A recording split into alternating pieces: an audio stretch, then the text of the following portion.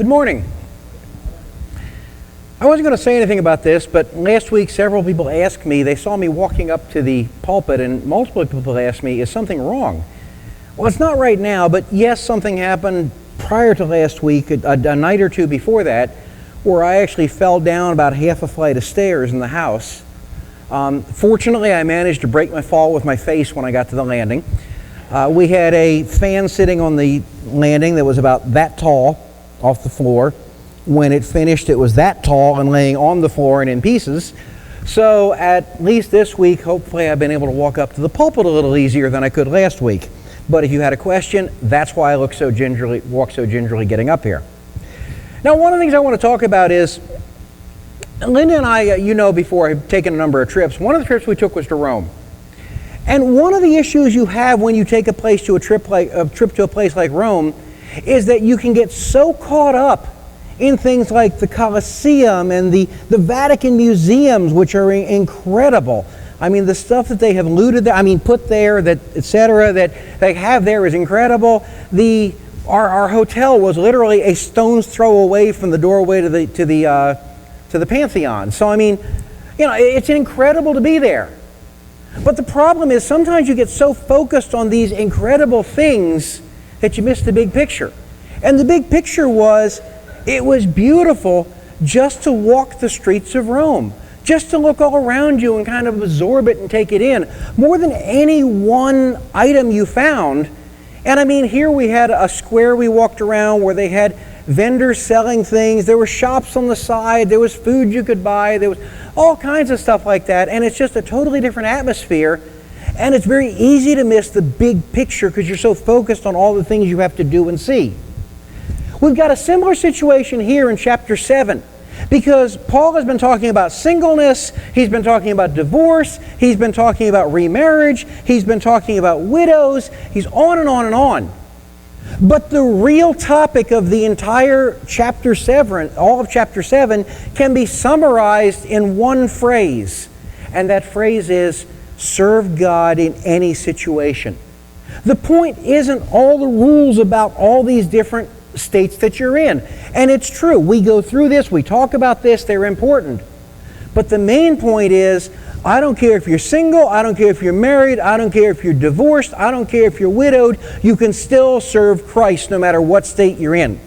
And that's the point of chapter 7, and we risk missing that because of all the details here. Now let's start with verse 18. When we get to verse 18, it says, was any man called already circumcised? Let him not become uncircumcised. Has anyone been called in uncircumcision? Let him not be circumcised. Circumcision is nothing and uncircumcision is nothing, but what matters is the keeping of the commandments of God. Let each man remain in the condition in which he was called.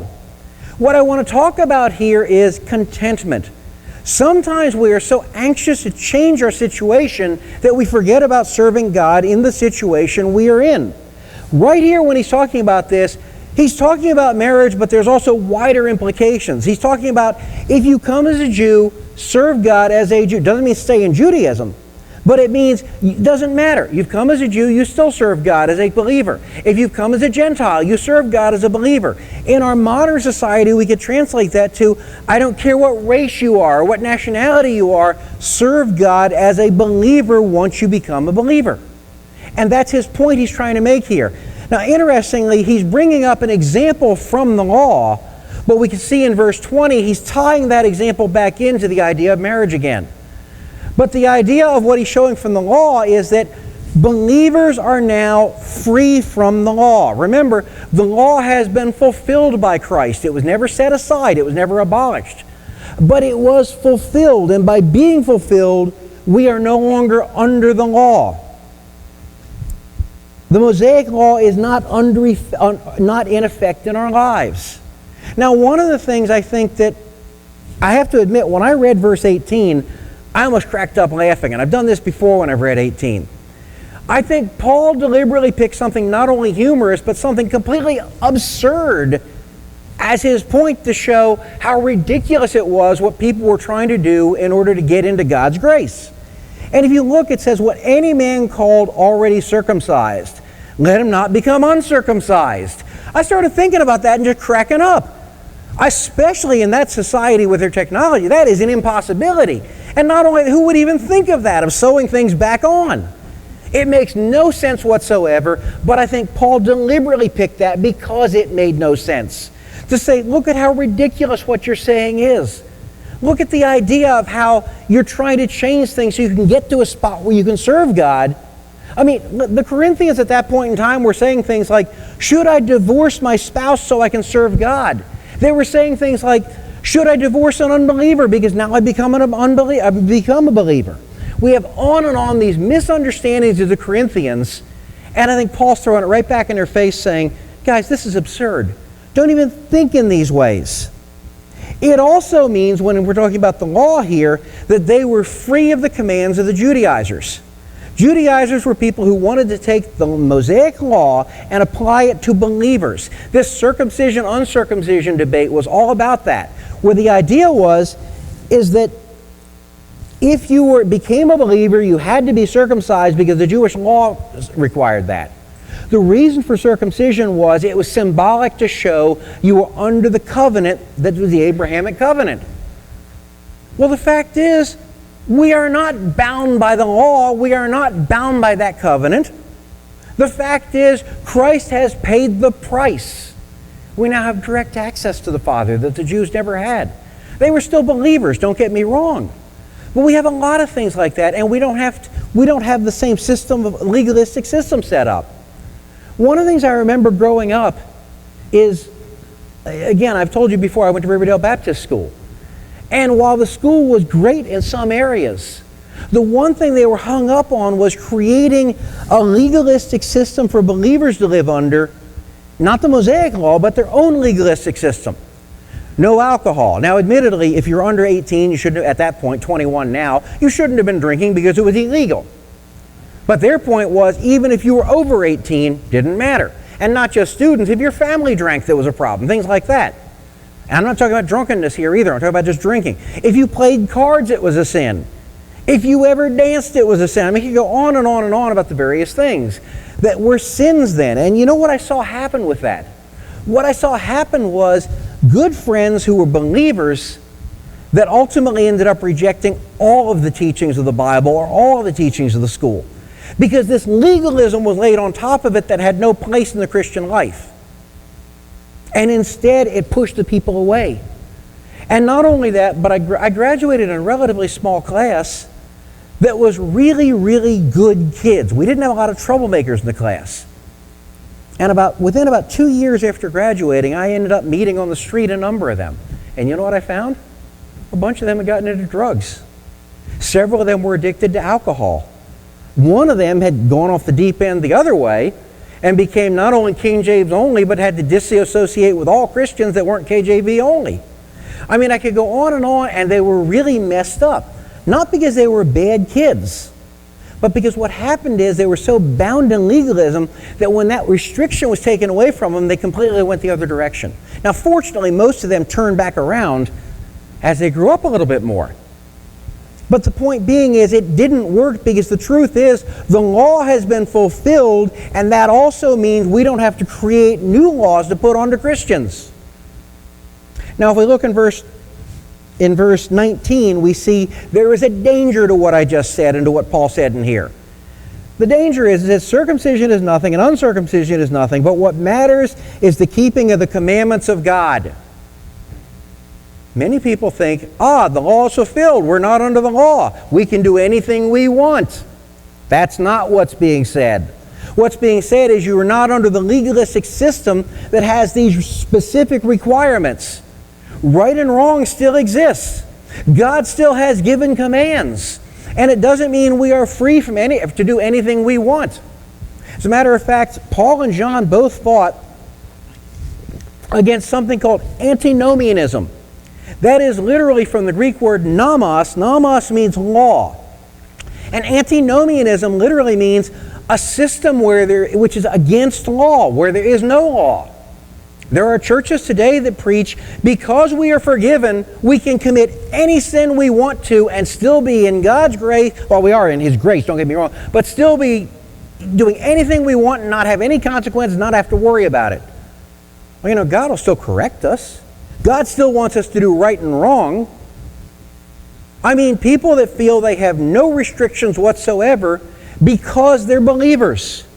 Now, does that mean that we're going to be judged for it and end up in hell? No. If we're a believer, we're going to heaven. But our life can still be miserable if we don't follow what God wants. It's not just that, but because we are changed, because we're new creations, there should be a natural change in us. If there's not a natural change, it says, was there really a change at all? If we have to go through, what can I get away with now that I'm a believer? Maybe there's a problem in your salvation. I'm not saying there is, but you got to think about that. That shouldn't be natural. We need to live out what we already are. But if we look at these verses, we see this about the law, but verse 20 brings us back. Let each man remain in the condition in which he was called. It's showing that Paul is using this legalism system to show that it's an example of what he's talking about with marriage. Don't try to become circumcised or uncircumcised again. Stay the way you are. If you're married also, stay married. If you're single, stay single. It's up to you. And he gives exceptions, of course. But the point being is, he's trying to show you can serve God in any situation. Now we get to verse 21, and what we start to see here is Paul is saying not only to be serving God in any situation, but to be content in serving God in any situation. Ooh, that's a little more difficult. When we read verse 21, it says, were you called while a slave? Do not worry about it. But if you're also able to become free, rather do that. For he who was called in the Lord while a slave is the Lord's freedman. Likewise, he who was called while free is Christ's slave. Now, let me clarify something before I get into this idea of be content in your situation, okay? One thing I want to make absolutely clear is, if your situation is living in gross sin and immorality, don't be content in that. That's not what I'm talking about. I'm talking about your living situation. I mean, if you're a serial killer or a pimp, please don't be content. Change it. Also, let me say this a little closer to home. If you become a Christian or you are a Christian, you may find you need to quit your job. I've had many people come to me and say, you know something? Now that I'm a believer, I'm finding my job is incompatible with my beliefs. They're lying, they're cheating people, they're stealing, and it's not easy to pull up stakes and quit your job. I personally had a situation many, many years ago where I worked part-time for somebody, and I started to realize something is wrong here. And I was offered a job full-time with him that was a salary that was astounding. Even today the numbers would be astounding. Jaw-dropping is the only word for it. And I turned it down even though I was in financial distress because I said, something is wrong here. Now in my case, I had that confirmed about a month later when the guy was arrested. And when the police wanted to call me as a witness for what I had seen in the audio, or the DA wanted to call me as a witness for what I had seen going on in the office. And also when I found out that the guy who was supposedly an old family friend, yeah, he was part of the family, but not the way we're thinking about. He was probably a mob enforcer that had come into the business, because it turned out the entire business was nothing but a money laundering operation. Something in me said, not something, the Holy Spirit in me said, you can't stay here. There's something wrong. And I passed up on the money because of it. And I'm so glad I did. But maybe not as dramatic, but maybe some of you are going to face choices where you have to actually say, can I stay at my job because my job involves cheating people? It happens quite a bit. Now back to this slave or free. Let's talk about some things that are not politically correct, okay? I mean, think about this. In our society, if I said to you, well, if you're a slave, just stay a slave and be content. Boy, you couldn't say anything much more politically incorrect than that. But two things we've got to look at. Number one, what was the society then? The fact is they did have slaves. And by the way, it was probably not racial then. It was more like people that were conquered became slaves. People that were kidnapped became slaves. Whoever they could get their hands on became slaves. But the point being is slavery was a fact of life in that day. And what Paul was saying is, if you are a slave, you still have an obligation to serve God. It doesn't mean that you can say, my situation's terrible, therefore I don't have to serve God. Every one of us is under obligation to serve Christ. Not only that, but because we have been bought with a price by Christ, and we are now slaves to Christ, which in a strange twist gives us ultimate freedom. I know that sounds weird. If you're a regular slave, that's not giving you freedom. And Paul even says, if you have the chance to get out of it, if you're being set free, take it, because you got more opportunities to serve God that way.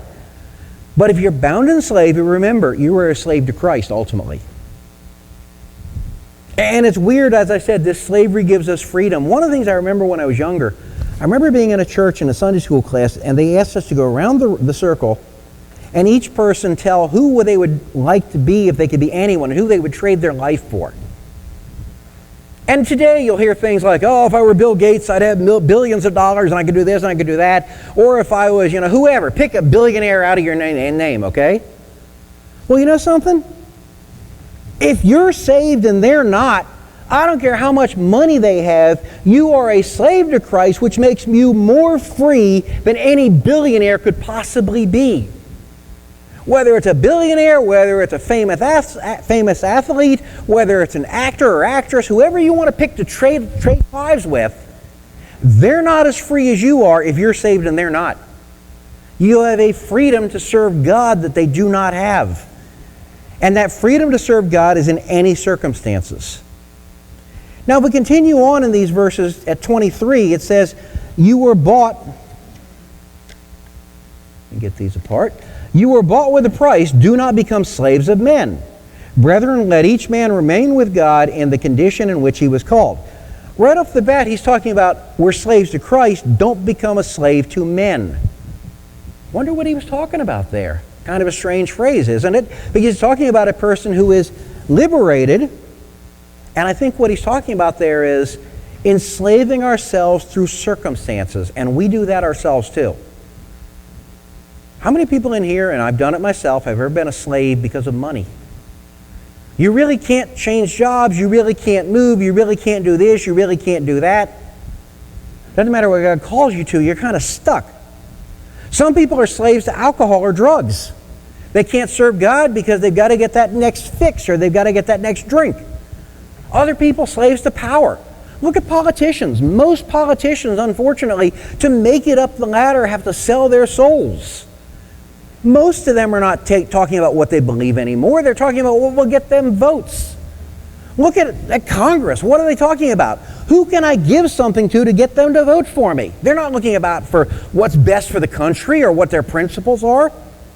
Almost all of them are sellouts. Every one of these situations makes us slaves. And you may not be a politician, but each one of us spends money. Do you put yourselves through overspending into situations where you can't get out of or you cannot serve God? And again, I'm not taking myself out of this also because I've done this at times. As a matter of fact, I personally believe that overspending may be the one biggest thing that puts Christians into bondage when even though we're slaves to Christ, we're in bondage to the Lord and in bondage to other people. Try going a couple of months without making a mortgage payment and see if you're not in some kind of a bondage with the mortgage company. They're going to pay you a visit. Now let's go on in these verses. In verse 25 through 25, we see it says, now concerning virgins, I have no command of the Lord, but I give an opinion as to one who by the mercy of the Lord is trustworthy. A couple of things we need to see here. Number one, when Paul is using the word virgins, it can actually, in this context, it can actually have multiple meanings. First thing we think of with virgin is has not had sex. Almost certainly we can see in the other verses that come up, when he's using the word virgin, he's actually talking about in that day it would have been a person who was betrothed. Essentially a fiancé is our closest thing we have to it today.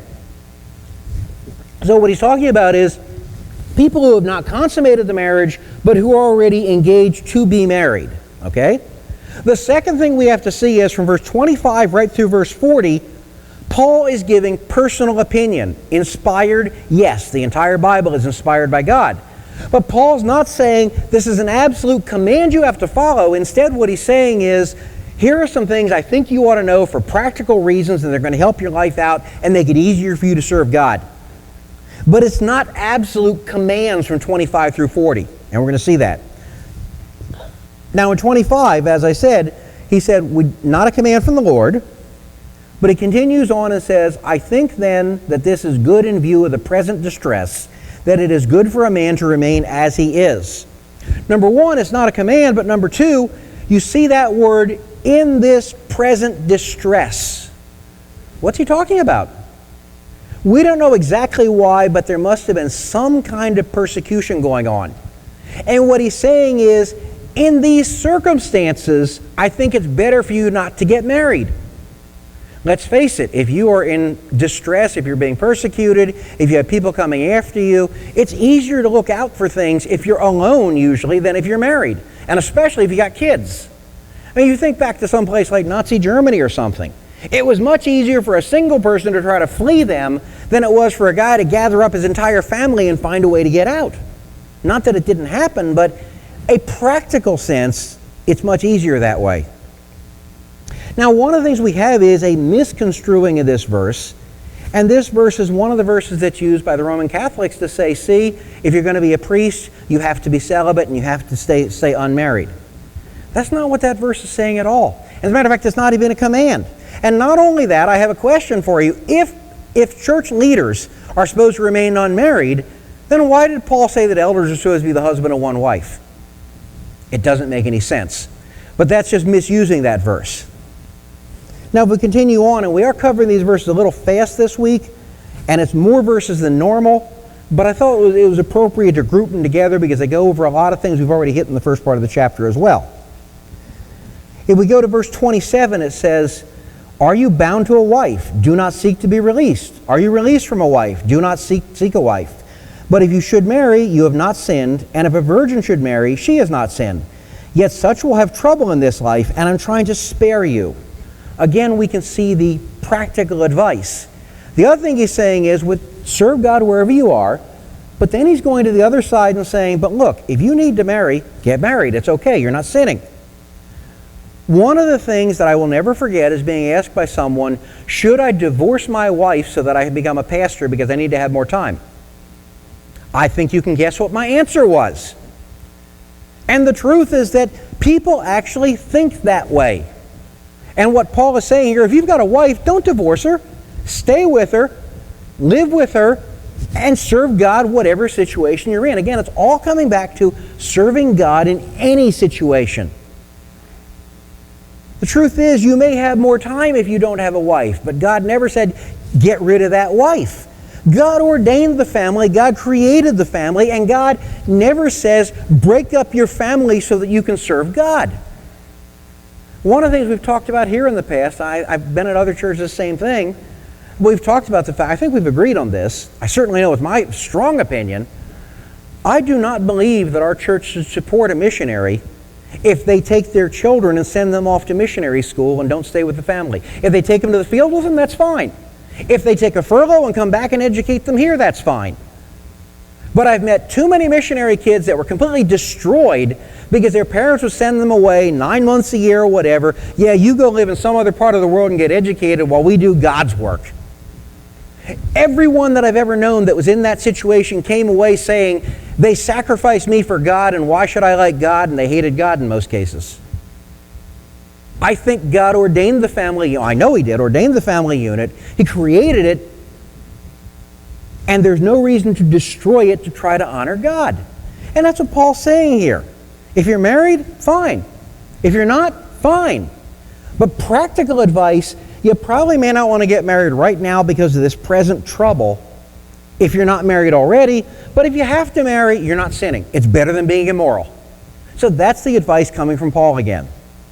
And we continue on to verse 29, and 29 through 31 says, but this I say, brethren, the time has been shortened, so that from now on those who have wives should be as though they had none, and those who weep as though they did not weep, and those who rejoice as those who did not rejoice, and those who buy as those who did not possess, and those who use the world as though they did not make full use of it, for the form of this world is passing away. Now, when you start reading this and you see things like, if you have a wife, act like you don't have a wife, things like that, you're like, has Paul lost his mind? What's he talking about? Something's wrong here. This doesn't make any sense. These are odd verses on the surface, okay? What we're seeing, however, is that they're actually not odd verses. They're trying to make a point. And the point when he says, if you're married, don't act like you're married, isn't to say, don't have your normal marriage, okay? But what he's saying is, you still have to have your priorities straight in serving God. When he's saying, buy as if you don't buy, or buy as if you don't own, don't be stuck and rooted in the world. The world wants you to say, here are my possessions, here's what I have. He's not saying ignore your wife. It's just not what he's saying. He's trying to make the point of, this world is not the point. It's not the main thing. And the reason? Because the time is shortened and the world is passing away. Ultimately, this world is not our home, and ultimately this world is not going to continue eternally. So again, it's something where he's saying, hey, remember to serve God in any situation. And I keep repeating that for a reason. Because we keep having the message come through over and over and over in this chapter. That's the message that's coming through, is serving God no matter what your situation. Now, something else that I should point out here is that Paul may have prophetically been talking about something coming up, and I'm not sure about this, but Paul may have been prophetically talking about something that we know happened in history. This book was written sometime between 53 and 57 AD. We're not exactly sure when, but somewhere in that area, the mid-50s, okay? In 60 AD, Nero went nuts. I mentioned before, from 54 AD to 60 AD, Nero was the best emperor Rome had ever had. 60 AD is like somebody switched a light switch, and suddenly persecution of Christians was rampant. I mentioned before how he would take living Christians, tie them to poles, and put tar on them and light them on fire in order to light up his garden parties. And if you didn't come to the party, you might face the same fate. Paul was almost certainly killed under Nero. Paul may well have known prophetically from God, hey, this is coming, and if this is coming, you better be ready to flee if the need be. That may have been his reason. I'm not saying it was, but something was happening here. And because of that, when you look at these three verses put together, the summary of it is, don't plant your roots in the world. If your roots are in the world, you're going to be in trouble. If you're stuck here because I bought this house, you're going to be in trouble. And let's face it, home mortgages hold people in place. And is he saying rent instead of own? At that particular point in time, yes, he was. As far as the weeping, rejoicing, possessing, all these things he said, what it's really coming down to is the world is not more important than God. It's as simple as that. Put God first, then the other things will fall into place. But if you're tied into this idea that you've got to have money, possessions, anything that comes ahead of God, you're going to have a problem. And it's going to create problems. Now we also see something else in these verses we've just covered, all of them, is that all of this advice applies specifically to the Corinthian church. Does it apply today? Not necessarily. Let's face it. Do we suffer persecution as believers in the U.S.? Yeah, to some degree we do. There are people that are taken to court, that have various things. There are people that are even attacked for their beliefs. But when you compare it to what's happening around the world and compare it to history, it's nothing. If you lived in Saudi Arabia, or you lived in Iran, or you lived in Indonesia, or you lived in, I could go on and on with various countries, and you had an American Christian talking about the way they're being persecuted, they'd probably laugh in your face, and we would deserve it. Not because we don't have some persecution, don't get me wrong, but in those countries, they know what persecution is. And if you're a believer in those countries, and I would say this, if you're a single man, or even a single woman, if you're a single person in Saudi Arabia, Indonesia, Iran, Iraq, and you're a believer, and again, those are all, I could have named on and on and on, Pakistan, etc. If you're in one of those countries and you're single, and you're a believer rather, I would recommend two things. Don't buy a house, don't get tied down by money, and probably don't get married so you can move fast if you have to. That advice from Paul would still apply. Doesn't mean it would be wrong to do any of those things. But the advice would still be practical advice in many countries in the world today. In our country? No. In our country, I'd probably say buy a house because it's a good investment and get married and enjoy life. Obviously while serving God. Because the context doesn't fit us. This context was for a very specific situation going on at a specific point in time, and we have to be careful lifting that out and applying it to everybody, especially when Paul says, this isn't a command, but I'm giving you practical advice. So that's why we have to, and I'm not ignoring the Bible at all. I'm saying apply the Bible in context, and remember, there's only a couple of spots in the entire Bible where Paul has actually said, hey, I'm giving you opinion instead of a command. But this is one of those spots. Not only that, but it's funny, I remember back being not old enough to ever be faced the draft, but old enough to get to the point where I was going to have to sign up for it within a couple of years. And thinking to myself, wow, I don't really want to go fight in a war. And I did have to sign up with selective service, but I didn't actually go through a draft. But I remember, if you're old enough, you'll remember that. You remember, if I say ping pong balls to an older person, that has a whole different meaning than it does to a younger person. Because when I say ping pong balls, I see you nodding your head. Yeah. When I say ping pong balls literally meant, were you going to be taken from your home, drafted, and sent to war, or were you going to get to stay at home? They had a ping pong ball machine, and it would pop dates out. And it's birthday. If your birthday came up, you're gone. That's the order you're going to be taken in. It'd be televised a lot of time. And frankly, I got to figure for the people that were actually of draft age, that had to be terrifying to watch those ping pong balls. Again, I mean, hey, I see a ping pong table, I want to play ping pong. Some people, they could be in real distress seeing a ping pong ball, and that's why. The reason I bring that up is because one of the big questions you would always hear back then is people that would say, should I get married before I go overseas or before I go into the army or not? People who had already fallen in love and maybe were engaged. And there was no right or wrong answer, but in many cases it was no, because if I get killed, I don't want the wife or the husband, the wife normally to go through that. And it was really their choice. But it was kind of a similar situation and circumstances to what they were facing here is, should I get married in Corinth or not? It was all practical. It wasn't because it was a right and a wrong. It was a practical situation. Now, if we start looking at verse 32, what we're seeing is this next set of verses are going to talk about our freedom to follow God. In verse 32 it says, but I want you to be free from concern. One who is unmarried is concerned about things of the Lord, how he may please the Lord. But one who is married is concerned about the things of the world, how he may please his wife. The first question you got to say is, why does he say free from concern? The reason is because there is a legitimate freedom to being able to freely serve God if you're a believer. And when he's saying the unmarried can serve God, all he's really saying is because he's got more time. He's not saying it's wrong to be married. He's just saying if that's your state and you can maintain it and not be immoral in that state, then please do it and serve God.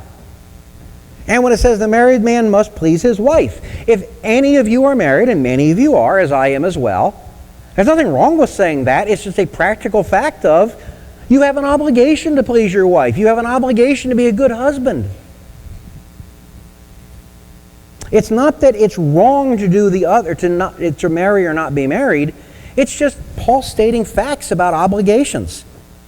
And again, remember, if they did marry at that point in time, God ordained the family. He wasn't upset. There was no sin in marrying. He then goes on in verse 34 and he says, and his interests are divided, and the woman who is unmarried and the virgin is concerned about the things of the Lord, that she may be holy both in body and spirit. But one who is married is concerned about the things of the world, how she may please her husband. Here Paul turns to the other side of it.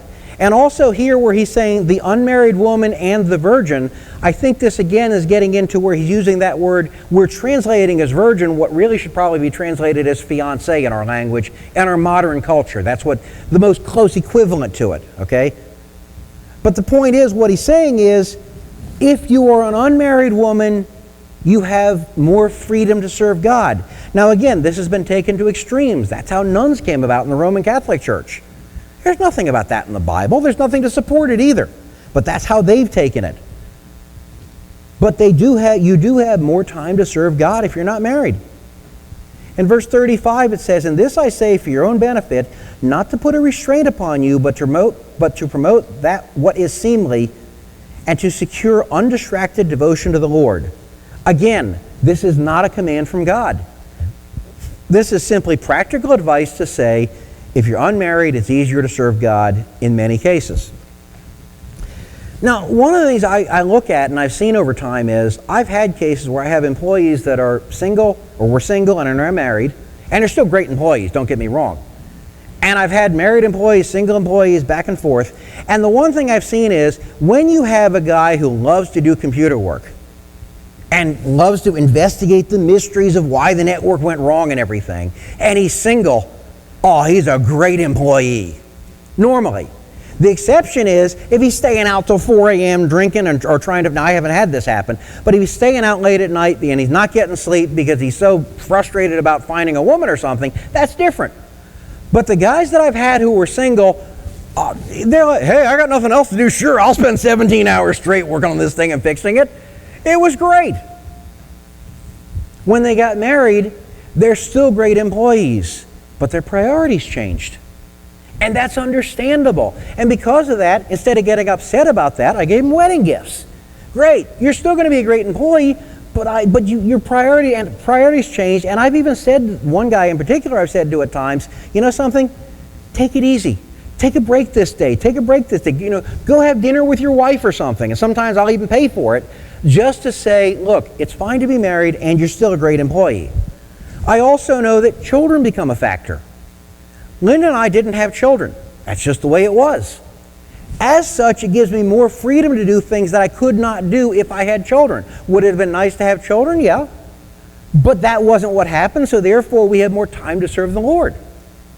All of this contributes to time factors of serving the Lord. Now I want to say something in verse 36 also. I need to read it to you.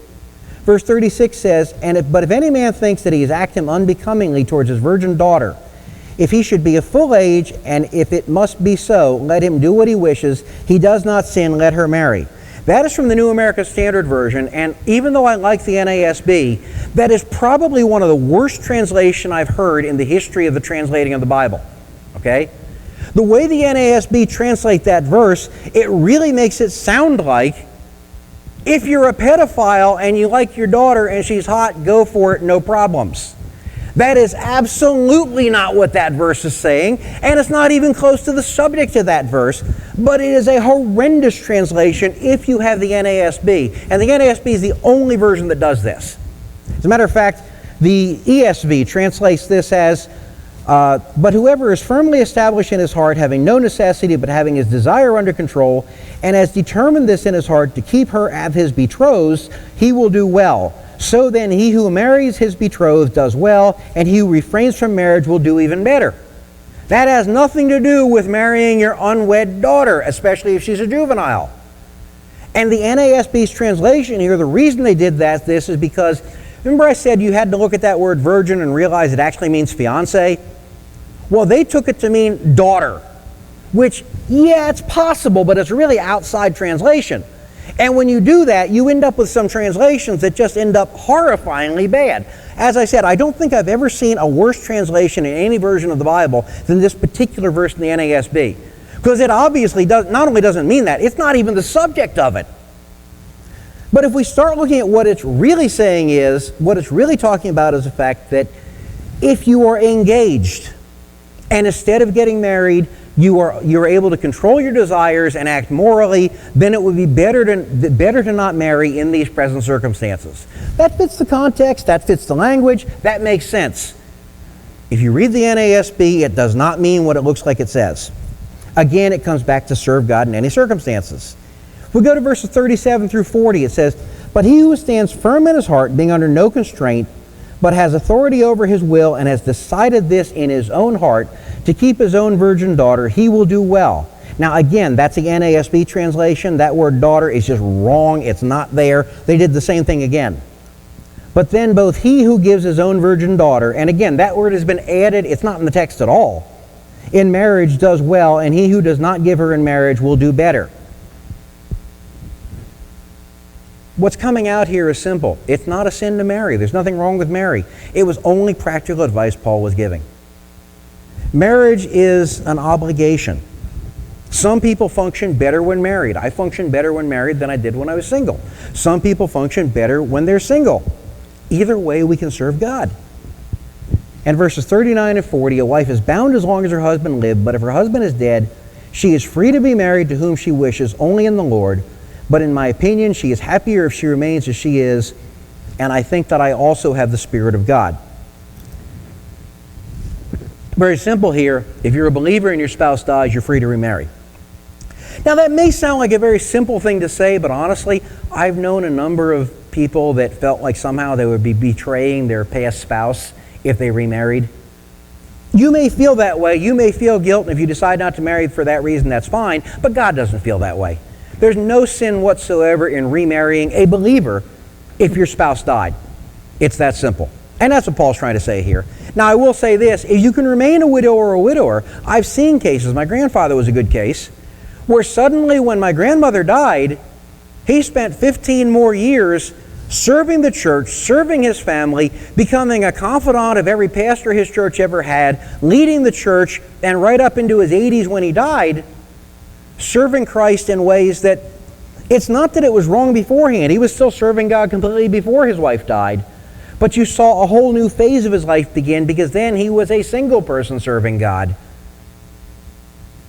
And Paul was saying, hey, if you can do that, that works out even better. Now we do have, even though we're running a little longer here now, we do have a couple of applications I want to go over real quick. Number one, serving God wherever you are. We've repeated that over and over. That means any state that you're in. Your marital status doesn't matter. Serve God anyway. But two things I want to say. Number one, this doesn't apply just to married, because sometimes we think it's only talking about marriages here. It also means serving God in whatever you're in, employment-wise, friend-wise, etc. And it also means now, not later. When Linda and I got married, we actually decided and made a priority to do traveling to see the world, so that and fortunately we found a way to do it for almost free through points. But the point is, we made it a priority because how many people have you known? I can't tell you how many people you've known. When I retire, we're going to go see the world, and you know what happens? A lot of times they're so broken down when they retire, they never get to see anything. I think seeing the rest of the world has exposed us to a lot of things we never would have been exposed to otherwise, and actually given us a more complete view of ourselves, of our world, of our country, and of God. So I think it's been beneficial. But the point is that we made it a priority to start doing it immediately, even when we didn't always have the money for it, right after we got married. Well, you know something? The same exact thing applies to serving Christ. How many people do you know that are going to serve Christ once they get retired? They're really going to be on fire once they've got the time to do it. Well, you know something? You're never going to have the time to do it. Ain't going to happen that way. We never get to a point where we have just so much time laying around that it's just easy to have time. And if you do, there's probably something wrong with your life. But the point is, the time to serve Christ is now. Later too. But it starts immediately. It doesn't start an hour from now, a day from now, or 50 years from now. It starts this minute, saying how we're going to serve Christ. Now, the other thing I want to say that's kind of a misnomer, sometimes we think of serving Christ only in how many people have you witnessed to today. Witnessing is great. Witnessing is important. But remember, the Great Commission talks about making disciples by means of teaching and baptizing. There are things, the Christian life is more than just witnessing. We witnessing because it should bubble out of us. Because we should be telling people because of how happy we are with Christ.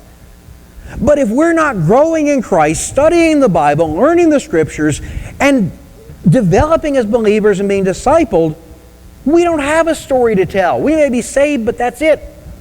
Whereas instead, the story we can tell if we truly become disciples of Christ is so much greater and so much better. Almost knocked that over, but I grabbed it at the last minute. I was impressed with that. Anyway, the point being is, it starts now, and it's more than just witnessing. It's something else. Do you have a job? I bet there's somebody at your job who's not a believer. And if they are all believers, great, you can talk to them and disciple each other. Do you have friends? I bet you could find a friend to witness to or disciple or whatever. Even if you're in jail. Let's say you're in jail for a long sentence. You know something? You can be a believer in jail and have a jail ministry from within the jail. There is no situation where you can't be ministering for God and serving for God right now. Nobody is exempt from that, period. No believer is exempt from that. And if you're not doing that, you're not living out what you already are if you're a believer. When people meet you, do you talk about God? And I don't mean forcing it. I mean, you got the type where, I meet people and first thing they say to you is, do you know Jesus is your Lord and Savior? And you're going to hell if you don't. I'm not talking about that. I'm talking about it just bubbles out. I'm talking about when you go home among believers, do you talk in your home about God? We do all the time. And you know something? It's not an act and it's not put on. It just bubbles out. It doesn't have to be something we force or something like that. But think about it. Think about it in your life. Are you talking to fellow believers about God? Maybe a good measure of how our spiritual life is developing. Are you studying the Bible? And I'm not talking about just devotions. I'm talking studying the Bible. Are you growing in Christ? Let me ask you a question that's a tough one, and I heard it mentioned earlier by two other elders. Not knocking you guys, but just got to say this. Is your passion for Jesus Christ as great as your passion for the Washington Redskins or the Dallas Cowboys? I mean, let's face it. We get down there, I've seen it before, you get 5 guys in a room watching a TV, watching a football game, and they're jumping all over the furniture, screaming, throwing their arms up and everything else. That flag shouldn't have gone out. That was wrong. And there's nothing wrong with enjoying that. But why aren't we all that way for Jesus Christ? It should be a lot easier to get excited for Jesus Christ than it is for the Redskins or the Cowboys. And I'm not even knocking them. I'm just saying, where is our passion? Do you have a passion to let Christ bubble out from you? If you don't, change it. There's something wrong. Serving God in all circumstances. That's what he's talking about. Now, the other thing I want to talk about here is purity and temptation. Paul's been talking about marriage throughout this thing and singleness. If you burn, marry. It's fine. He's not saying don't marry. The most important thing is to serve in whatever circumstances you're in. Not try to fit yourself into circumstances that aren't you. All of this chapter is coming down to one thing. And all it's coming down to is serving God in any situation. And when we put it on a personal level, what it's really coming down to is one thing. Are you personally ready to serve God in any circumstances you're in? Each one of us, me as well. If the answer is no, or if it's not a wholehearted yes, almost a yes with a cheer at the end of it, maybe there's something wrong and maybe we need to change our lives. Let's go ahead and pray.